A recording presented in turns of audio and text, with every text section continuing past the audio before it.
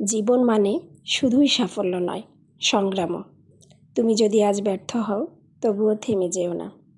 প্রতিটি পদক্ষেপ, প্রতিটি চেষ্টা তোমাকে এক ধাপ এগিয়ে নিয়ে যায়।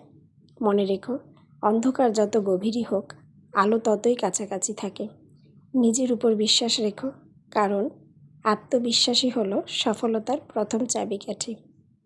যত বাধাই আসুক, তুমি পারবে, কারণ তুমি চেষ্টার নাম, তুমি স্বপ্নের যোদ্ধা। জীবনের পথে আমরা প্রতিনিয়ত বাধার মুখোমুখি হই, কিন্তু সেই বাধাই আমাদের শক্তি পরীক্ষা করে।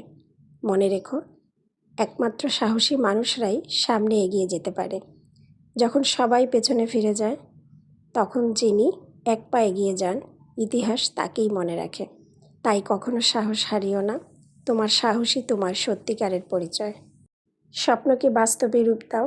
স্বপ্ন দেখা খুব সহজ, কিন্তু সেই স্বপ্নকে বাস্তবে রূপ দিতে গেলে চাই অদম্য ইচ্ছাশক্তি ও কঠোর পরিশ্রম। তুমি যদি সত্যিকারের কিছু অর্জন করতে চাও, তাহলে তোমাকে নিরবিচ্ছিন্ন চেষ্টা চালিয়ে যেতে হবে। একদিন তুমি দেখবে, তোমার দেখা সেই অসম্ভব স্বপ্নই সত্যি হয়ে গেছে।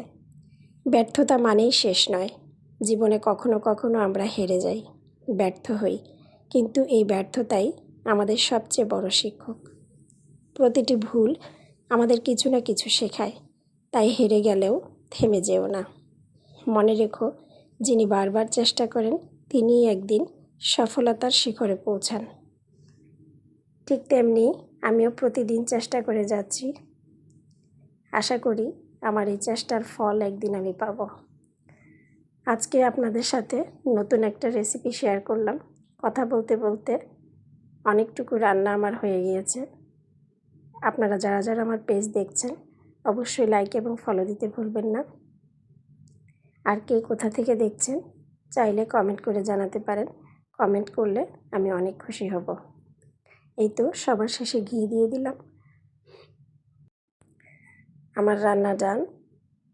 আমার রান্না কেমন লাগলো জানাতে ভুলবেন না। আজ এই পর্যন্তই। সবাই ভালো থাকবেন, সুস্থ থাকবেন। আল্লাহ হাফেজ।